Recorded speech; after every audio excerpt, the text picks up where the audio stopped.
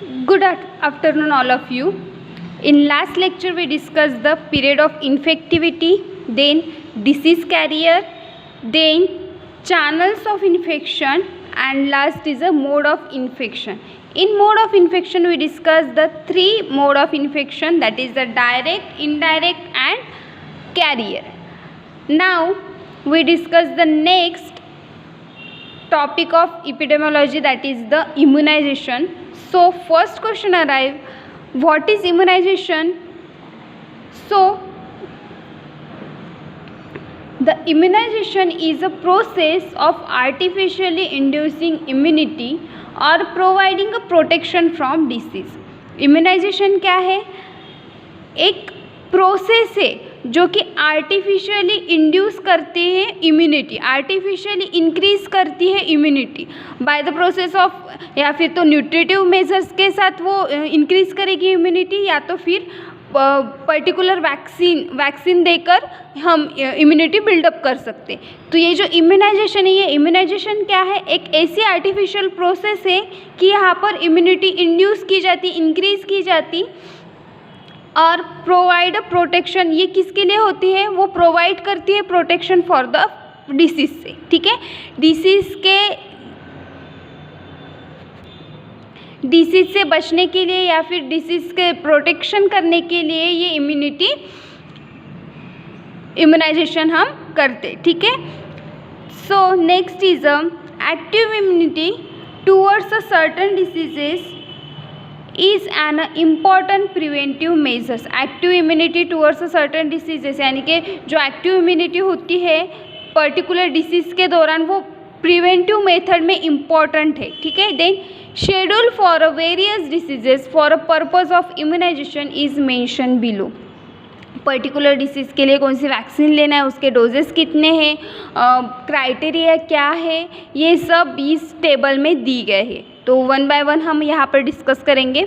First is a pregnant woman, उनकी pregnancy होनी चाहिए, यानी कि उनका एज होना चाहिए बेबी का 16 to 36 weeks of pregnancy, 16 to 36 weeks of pregnancy. Then vaccine है टीटी वैक्सीन, टीटी यानी टिटेनस टॉक्साइड, ठीक है। देन नंबर ऑफ डोजेस 2, यानी कि प्रेग्नेंट वूमन, उनकी एज यानी कि उनका प्रेगनेंसी होना चाहिए 16 to 36 weeks of pregnancy. Then हम वैक्सीन दे सकते हैं टिटेनस टॉक्साइड का, उसका डोजेस है 2, नंबर ऑफ डोजेस है उसके 2, यहाँ पर हमें वैक्सीन देना है। ये हो गया फर्स्ट। देन सेकंड है हमारा इन्फेंट एट अ बर्थ और with any dose of DPT और पोलियो। देन वैक्सीन है BCG, ठीक है, उसका डोज है 1।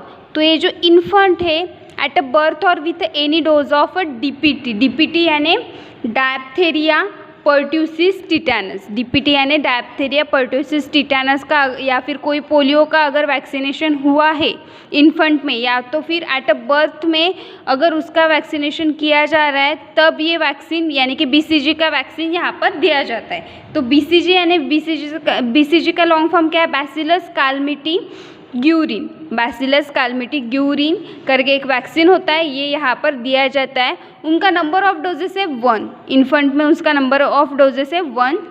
Then next is 1.5 to 9 month, अगर इन्फेंट 1.5 मंथ यानी कि 1.5 मंथ या फिर 9 मंथ के दौरान ये सेकंड वैक्सीन दी जाती है, that is the DPT, diphtheria pertussis tetanus and polio, ठीक है। Diphtheria pertussis tetanus and polio की वैक्सीन यहाँ पर दी जाती है। तीनों का 3 डोज है, यानी कि DPT का भी 3 डोज है एंड पोलियो का भी 3 डोज है, ठीक है। यहाँ पर आपको 3 स्टार्स दिए गए हैं। तो ये 3 स्टार्स क्या है ये आपको बताऊंगी मैं, ठीक है। तो ये जो 3 स्टार का मीनिंग है, interval between 2 doses should not be less than 1 month.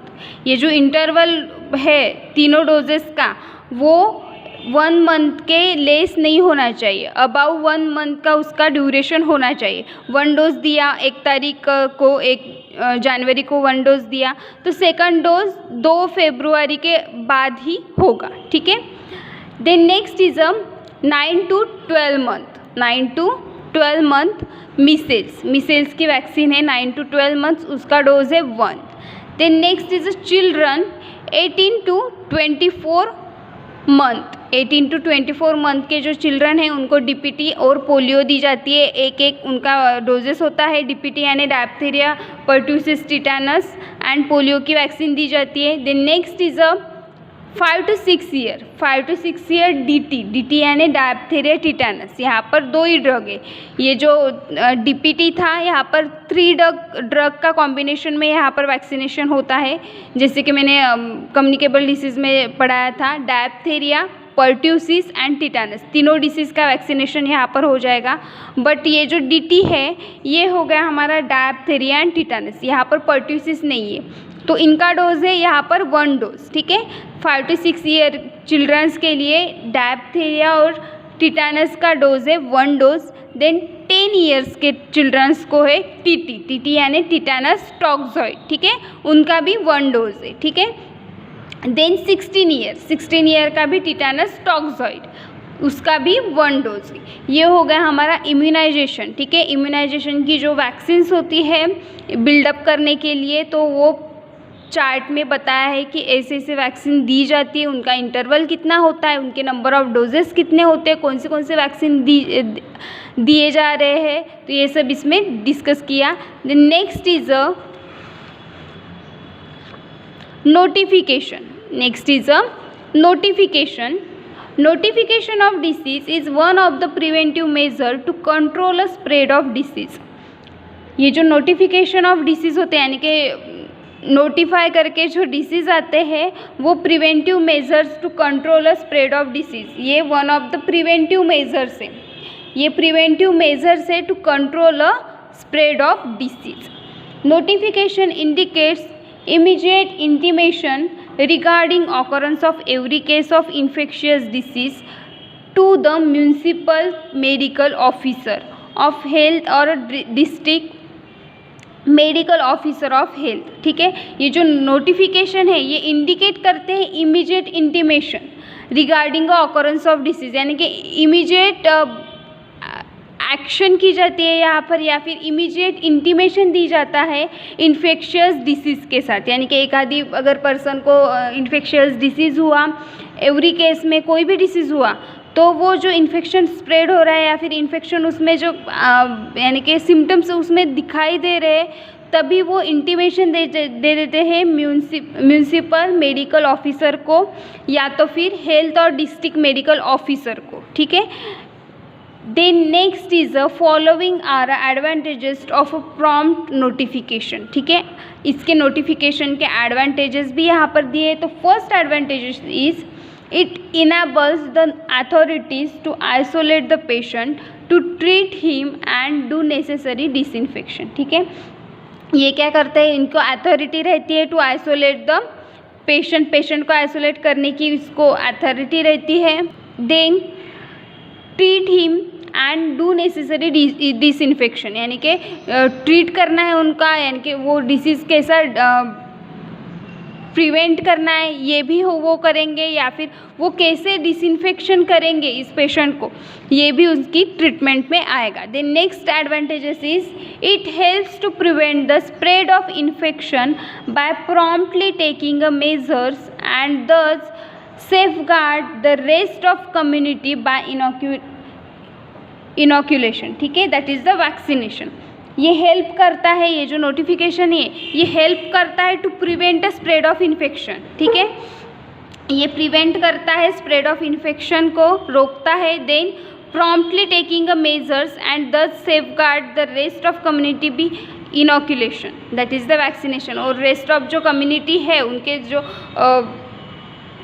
उनके जो आजू बाजू में जो लोग हैं उनको स्प्रेड नहीं होगा अगर प्रॉपरली हम प्रिवेंट करेंगे तो, या फिर तो वैक्सीनेशन या फिर इनोक्यूलेशन देकर हम ये डिसीज़ कंट्रोल में ला सकते हैं। The next advantages is the real and original source of infection can be find out and corrected. उसका जो रियल एंड ओरिजिनल सोर्स है, कहाँ से आया है वो डिसीज़ या फिर किसके साथ रहकर वो स्प्रेड हुआ है, उसका सोर्स कहाँ से आया है, ये हम आइडेंटिफाई करके उसे करेक्ट करके ट्रीट कर सकते हैं, ठीक है।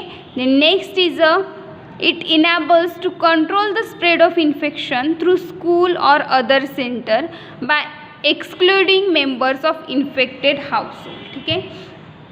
ये इनेबल रहते हैं for spread of infections for through the school और अदर पब्लिक सेक्टर्स हो गए, या फिर सेंटर ऑफ एग्जीक्यूटिंग मेंबर्स, या फिर इन्फेक्टेड हाउस होल्ड में ये कंट्रोल में नहीं ला सकते। Then next is it provide a opportunity of investigation of the sanitary conditions of all household where a disease are reported, ठीक है।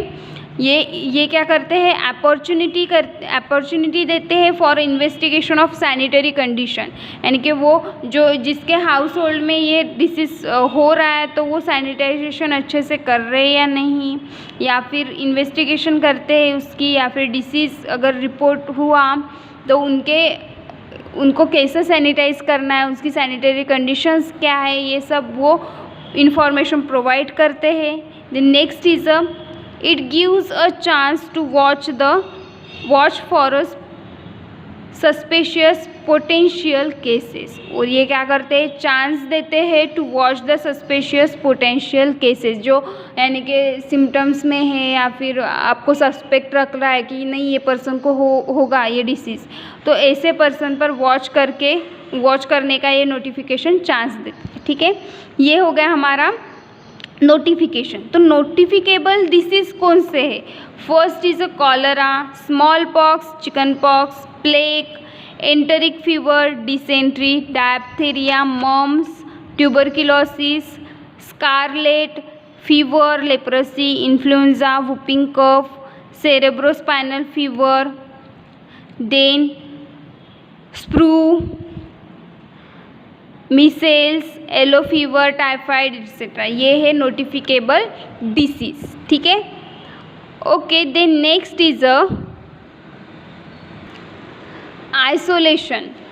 सो isolation means it is a separation for the period of communicability of an infected person from other person in such a places and under such a condition as will prevent the direct or indirect conveyance of the infectious agent from an infected person to the other person, ठीक है।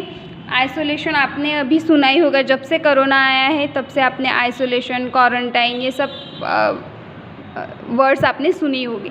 तो ये same as that है isolation, यानी एक आध person को अगर कम्युनिकेबल डिसीज़ हुआ, वो कम्युनिकेबल हो सकता है डिसीज़, तो इस केस में हम क्या करते हैं, वो पर्सन को आइसोलेट करते हैं, या तो फिर हॉस्पिटल में आइसोलेट करते हैं या तो फिर घर में आइसोलेट करते हैं, एक रूम में आइसोलेट करते हैं, ठीक है। यानी कि उसका डिसीज़ दूसरे पर्सन को ना हो, इसलिए हम उसे आइसोलेट करते हैं। तो आइसोलेशन यानी क्या, इट इज़ द सेपरेशन, ये सेपरेशन है, ठीक है। यानी कि कम्युनिटी में हम नहीं रहेंगे, क्राउडेड एरिया में नहीं रहेंगे, अगर क्राउडेड एरिया में रहे तो हमारा इन्फेक्शन उन लोगों को भी हो सकता है, इसलिए हम सेल्फ आइसोलेशन करते हैं या फिर आइसोलेशन इन हॉस्पिटल करते हैं, ठीक है। तो आइसोलेशन क्या है, ये सेपरेशन है for the period of communicability, यानी कि पर्टिकुलर पीरियड के लिए हम आइसोलेट करते हैं। फॉर एग्जांपल कोरोना हो गया तो 14 डेज़ के लिए हम आइसोलेशन में रहेंगे, क्वारंटाइन सेंटर में रहेंगे या फिर आइसोलेशन इन हॉस्पिटल में रहेंगे, ठीक है। जब तक वो यानी कि इन्फेक्शियस डिसीज़ है, कोई भी इन्फेक्शियस डिसीज़, जब तक उनका इंक्यूबेशन पीरियड ख़त्म नहीं हो जाता तब तक हम उसे आइसोलेट करेंगे, ठीक है। infected person from other person in such a places and under such a condition will prevent a direct or indirect conveyance of the infectious agent from an infected person to other person who are susceptible or who may spread the agent to others, ठीक है। ऐसे patient को, ऐसे person को हम isolate करते हैं कि जो डायरेक्ट और इनडायरेक्ट कांटेक्ट में आ गए इन्फेक्शियस एजेंट के, या फिर इन्फेक्टेड पर्सन जो रहते हैं टू अदर पर्सन, यानी कि जो इन्फेक्टेड पर्सन रहते हैं या फिर ससेप्टिबल पर्सन रहते हैं, उनको हम आइसोलेट करते हैं। Then It is a very useful to check a spread of infectious disease. An infective case may be isolated in 2 ways. ठीक है, ये वेरी यूज़फुल है for spread of infectious disease, यानी कि to stop the spread of infectious disease के लिए ये isolation system very useful है, वेरी इंपॉर्टेंट है. इससे हम बहुत ज़्यादा कंट्रोल में ला सकते हैं कम्युनिकेबल डिसीज़. तो ये जो आइसोलेशन है ये 2 टाइप्स की है. First is in a isolation hospital and second is at a home called as a house isolation. ठीक है, same as that quarantine, isolation को ही क्वारंटाइन बोलते हैं. ठीक है, तो क्वारंटाइन सेंटर में हो दैट इज़ द हॉस्पिटल, या फिर क्वारंटाइन हम होम में भी हो सकते हैं. ठीक है, तो उनके 2 टाइप्स है आइसोलेशन के, फर्स्ट एंड सेकंड. तो we discuss first, that is the in isolation hospital. The essential feature of isolation hospital are that the site should be dry, healthy and well drained. ठीक है, तो कुछ features यहाँ पर बताया है कि अगर हॉस्पिटल में आइसोलेशन किए जाए तो उसका क्राइटेरिया क्या है, उसके मेजर्स क्या है, ये यहाँ पर बताया है. तो फर्स्ट मेज़र है यहाँ पर, जो एरिया है हॉस्पिटल का वो शुड बी ड्राई होना चाहिए, देन हेल्दी होना चाहिए एंड वेल ड्रेन होना चाहिए. ठीक है, then it should be away from a congested area but should have a convenient approach. ठीक है, और सेकंड अप्रोच है it is away from a congested area. Congested area, crowded area से वो सेपरेट हो, वहाँ पर पूरा अच्छी तरह से वेंटिलेशन आए, या फिर okay.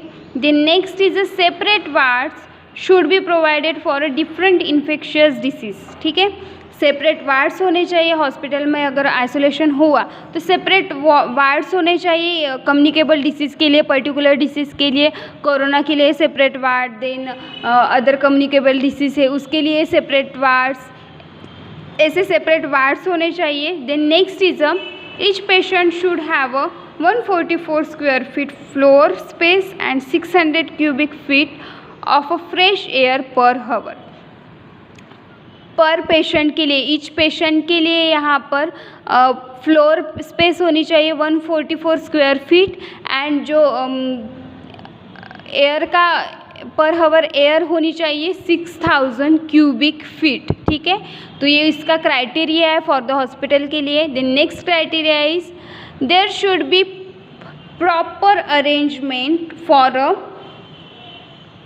for the supply of pure water, removal of excreta and urine, and disinfection of a soil cloths in which a provision of a steam disinfector is essential. ठीक है, then next है हमारा, वो क्या बताया हमने कि प्रॉपर जो प्योर वाटर है वो उसका प्रॉपर सप्लाई प्योर वाटर होना चाहिए. देन एक्सक्रीटा है वो पूरी तरह से डिसइंफेक्शन होना चाहिए, यूरिन का डिसइंफेक्शन होना चाहिए, और जो सॉइल क्लॉथ है उसका डिसइंफेक्टर करना चाहिए, स्टीम डिसइंफेक्टर करने इज इसेंशियल है.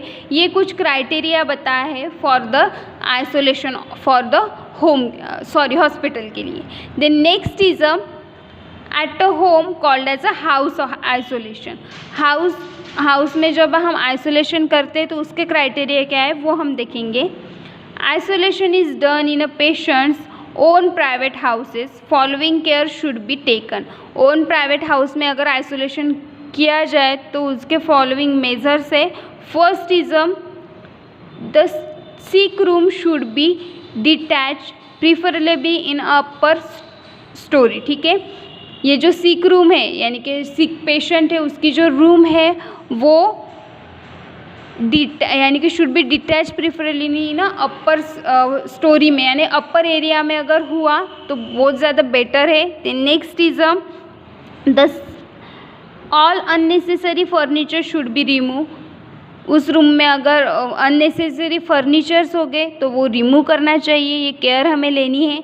Then next care is a sheet soaked in a disinfectant should be hung in a front of the door as a curtain. ठीक है, जो डोर है सिक रूम का वो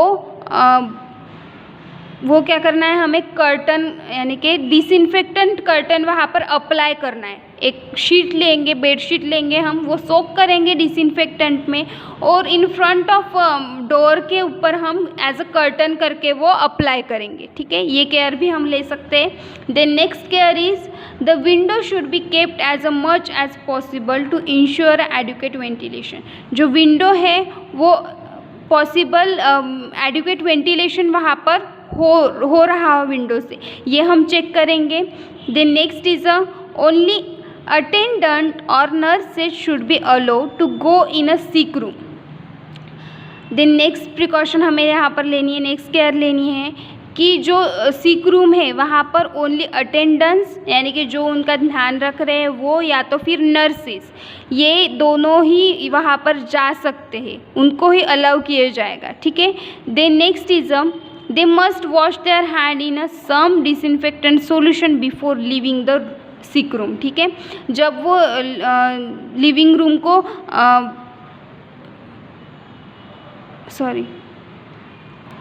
लीव करती है सिक रूम को, तब वो डिसइंफेक्टेंट सॉल्यूशन से या फिर हैंड वॉश से वो अपने हैंड वॉश कर लें।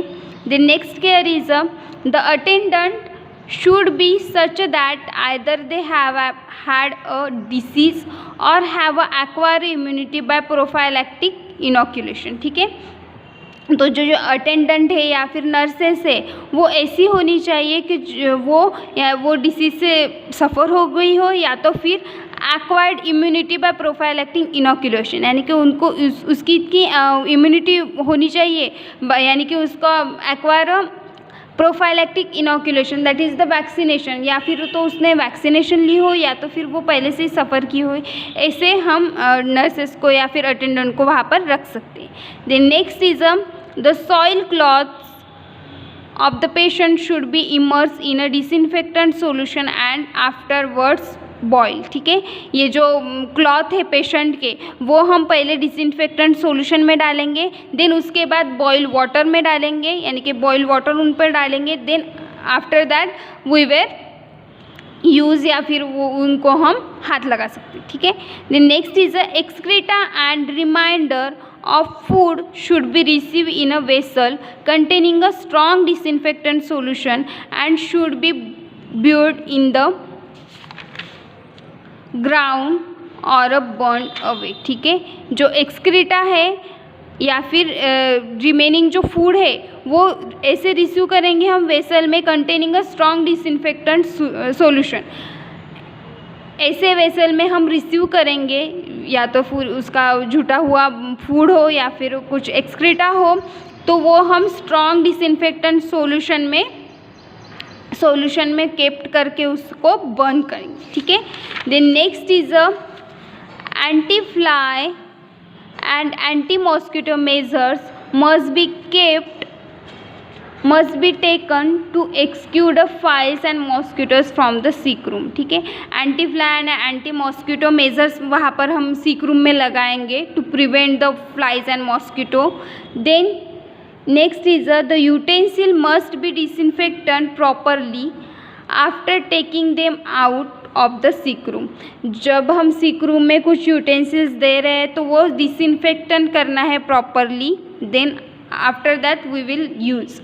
Then next is a fire should be kept burning in a sick room or nearby it for destroying the waste material contaminated with a discharge of a patient। ठीक है, ये जो fire हम लगा रहे हैं उसके रूम के पास, नियर बाय उसके रूम के पास जो हम फायर लगा रहे हैं वेस्ट मटेरियल डिस्ट्रॉइंग करने के लिए, वो पेशेंट को हार्म कर सकता है। ठीक है, पेशेंट को वो यानी कि पेशेंट को वो हार्मफुल रहेगा।